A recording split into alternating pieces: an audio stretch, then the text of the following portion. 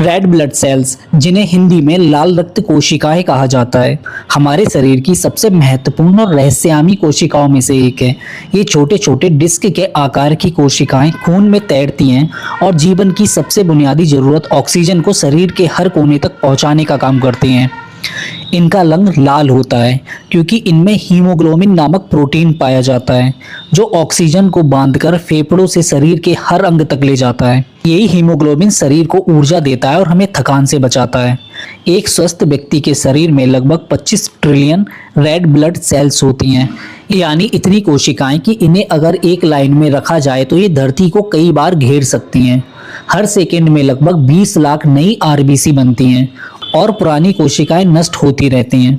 इनका जीवन काल लगभग 120 दिन होता है, जिसके बाद ये लीवर और स्प्लीन में टूट जाती हैं और नई कोशिकाएं इनकी जगह ले लेती हैं।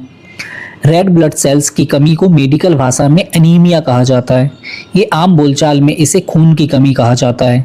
जब शरीर में रेड ब्लड सेल्स कम हो जाते हैं तो थकान, चक्कर आना, सांस फूलना, सिर दर्द और त्वचा का पीला पड़ना जैसे लक्षण दिखाई देते हैं।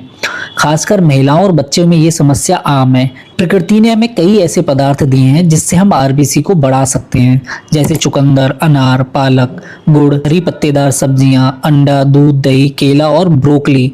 विटामिन B12, फोलेट और आयरन जैसी कोशिकाएं निर्माण में अहम भूमिका निभाती हैं। इसके अलावा विटामिन C आयरन के अवशोषण को बढ़ाता है, इसलिए आंवला, नींबू और संतरा भी बेहद फायदेमंद हैं। योग और प्राणायाम से शरीर में ऑक्सीजन का प्रभाव बेहतर होता है, जिससे आरबीसी की कार्यक्षमता बढ़ती है। रेड ब्लड सेल्स के पास कोई न्यूक्लियस नहीं होता, यानी डीएनए भी नहीं रखता है। इसका मतलब ये खुद को दोहरा नहीं सकते। शरीर के सबसे मेहनती कोशिकाएं मानी जाती हैं। ये बिना थके दिन रात काम करती हैं।